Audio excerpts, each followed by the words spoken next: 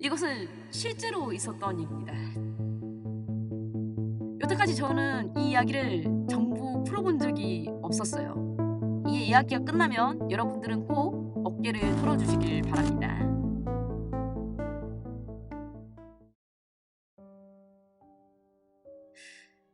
때는 제가 초등학교 6학년인 시절이었습니다. 저희 가족은 저희 엄마, 언니, 그리고 저, 여동생, 남동생 해서 총 5명의 식구가 살고 있었는데요. 엄마는 이제 저희를 먹여 살리느라고 밤늦게까지 일을 하셨습니다. 그것 때문에 저희들은 알아서 밥을 차려 먹고 공부도 하고 동생들도 따로 재워야 했죠. 8시쯤이었을까요? 저랑 제 언니는 둘이서 같이 쓰는 그 방 안에 전등 스위치를 누르면서 놀고 있었습니다. 이렇게 2층 침대가 있는 방에서 같이 지냈었는데요. 계속 깜빡 하면서 놀고 있었어요. 어리어리. 근데 제가 잠깐 문 밖을 쳐다본 순간 깜빡.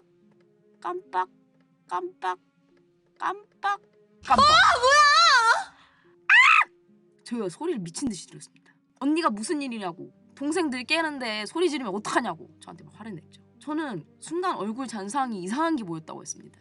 언니는 그걸 거짓말이라고 생각하면서 헛소리 하지 말라고 무시를 했죠. 근데 그 순간에 거실 쪽에서 뭐야 언니들 왜 앉아? 라는 소리가 들렸습니다.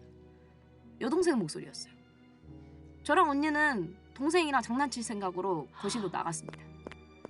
그리고 거실로 나간 저희는 동생이 누워있는 소파를 발견하게 되는데요. 이렇게 보면은 소파에 제가 좋아하는 저의 애착 이불이 놓여져 있었습니다. 그리고 그 애착 이불 바깥으로 머리카락이 이렇게 삐죽 나와 있었죠. 저는 그걸 딱 보자마자 그냥 소리쳤습니다. 야 그거 내 이불인데 네가 왜 덮어? 내 거잖아. 너 빨리 나와. 너 그리고 엄마 안방에서 자라 했는데 너 왜 거기서 자? 근데 얘가 유독 왠지 소파에서 자겠다고 고집을 부리는 거였습니다.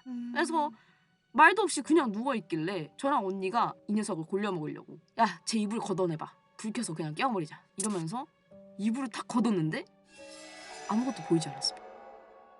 저랑 언니랑 쳐다보면서 둘이 말했습니다. 야 저기 머리카락 있지 않았어? 언니도 봤어?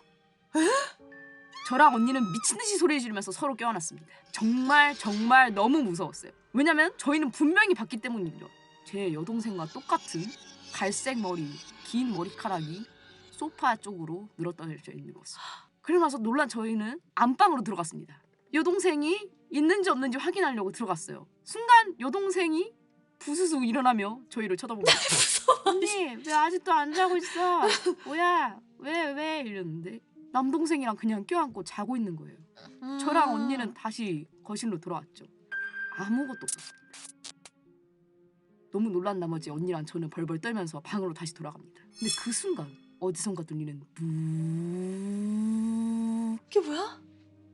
거실에 소파 맞은편에 있던 컴퓨터가 갑자기 켜지기 시작했어요. 저희 집 컴퓨터가 그렇게 좋은 컴퓨터는 아니긴 했어요. 가끔 먹통이 돼가지고 깜빡거릴 때가 있긴 했었는데 이런 식으로 갑자기 전원이 켜진 적은 단 한 번도 없었습니다. 정말 더 놀라운 건 모니터는 전원이 들어오지 않았습니다. 분명하게 코드가 꽂혀 있음에도 불구하고요. 언니랑 저는 깜짝 놀랐습니다. 멀리서 컴퓨터를 마주보면서 언니랑 저는 가만히 지켜보고 있었습니다. 여전히 컴퓨터는 뭉거리고 있었고요. 저희 언니는 저를 떠밀면서 내가 불을 킬 테니까 네가 저 컴퓨터를 꺼봐 라고 시켰습니다. 언니가 하나 둘 셋 하는 순간 뭐야? 저와 언니는 미친듯이 도망쳤습니다. 책상 밑에서 무언가를 봤기 때문이죠. 언니 봤어? 너도 봤어? 언니랑 저는 방금 전에 본 그 형체의 모습을 서로 맞춰보기 시작했습니다. 뭐야? 갈색의 긴 머리에 저희 여동생만한 여자아이가 책상 밑에 쭈그리고 앉아있었던 모습을 이렇게 동시에 무서운 그림. 그리고 저랑 언니랑 방에 돌아오는 순간 컴퓨터가 탁 하고 꺼지는 소리가 들렸습니다. 너무 놀란 나머지 저랑 언니는 어쩔 줄을 모르고 방 안에서 나오지 못했습니다. 어떻게 됐는지도 기억이 안 납니다. 그때 너무 놀란 나머지 언니랑 같이 방문을 잠그고 잠들었던 기억밖에 남지 않았었습니다. 그렇게 3개월 후 와, 이게 무서워. 저희는 이사를 가게 됐습니다. 엄마의 일자리 문제로 이사를 갔는데요. 당연히 컴퓨터랑 책상은 그대로 가져가게 됐죠. 저희는 별 생각 없이 그 일들을 전부 다 잊었어요. 하지만 이사 온 지 한 달도 안 되었을 때 그날은 제가 학교를 마치고 4시쯤이었나?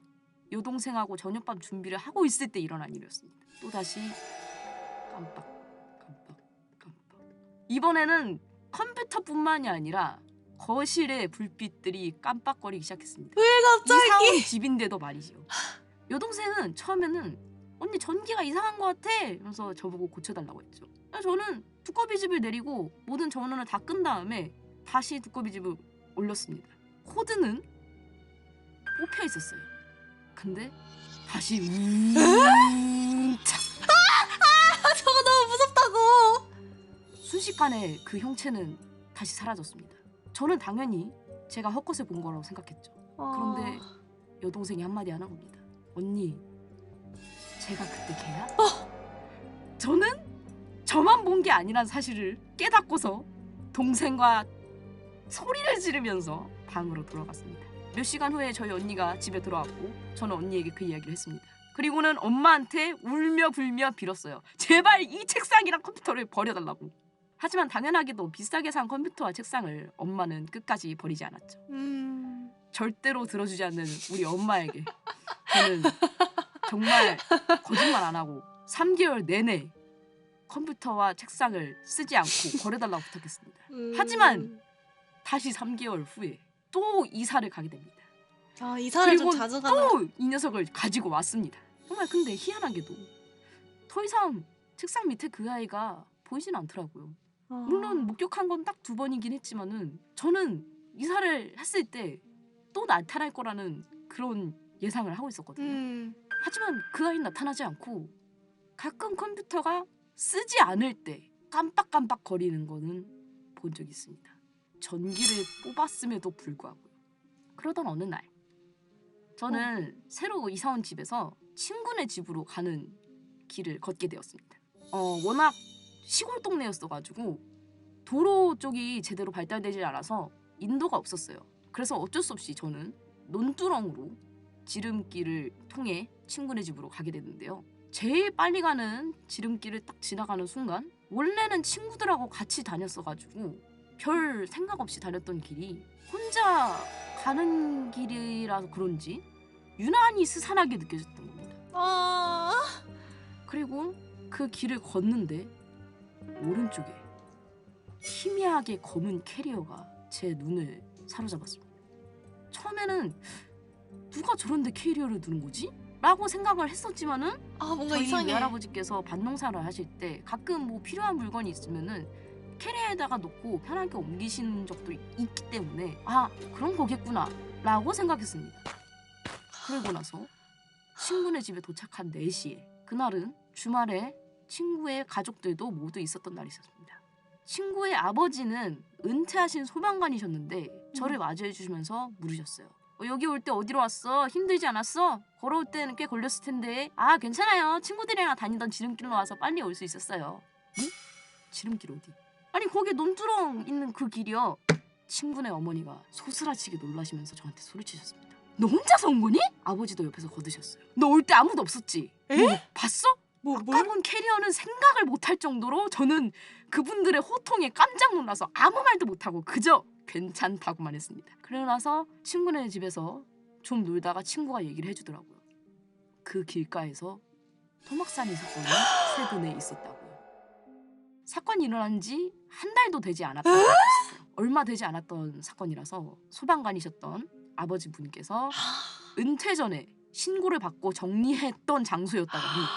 너무 무서웠던 저는 다시는 그곳으로 가지 않겠다고 다짐했습니다. 그리고 일주일도 안 지나서 그 논두렁에 들어갈 수가 없다는 이야기를 어른들한테 들었습니다. 지역 신문인지 잡지인지 모를 곳에 논두렁 안쪽으로 폴리스 라인이 쳐져 있는 사진이 조그맣게 찍혀 있었어요. 그럼 저기에 시신이 있던 거였어? 제가 봤던 캐리어도 거기에 있었습니다. 내용에는 그저 띵띵띵 어디 지역 논박 사용 금지, 안전을 위해 입구를 봉쇄합니다. 저는 솔직히 말해서 무서웠지만 너무 궁금했어요. 제가 그걸 봤으니까요. 그래서 물어봤죠. 하지만 어른들은 아무도 얘기해주지 않았어요. 단지 지나가는 소리로 그 캐리어가 어떤 여자 또는 여자아이의 무엇이었나 라는 얘기만 들렸습니다. 그렇게 사건은 지나갔고 저는 그것을 잊고 살았습니다만 생각해보면 그때 이후로 컴퓨터가 더 이상 깜빡거리지 않았던 것 같았었습니다. 이 사건이 다시 생각나게 됐었던 계기는 제가 첫 직장을 가졌을 때에 제 자취방 바로 앞에서 토막살인 사건의 시신을 담은 캐리어가 발견되었을 때였습니다. 제가 말했었던가요? 처음에 말했었던 언니와 놀았을 때 봤던 그 잔상, 책상 밑에서 발견했던 그 아이랑 똑같은 얼굴이었습니다. 저는 그저 바랄 뿐입니다. 저희 자매가 본 그 아이가 그때 그 토막살인 사건의 주인공이 아니기만.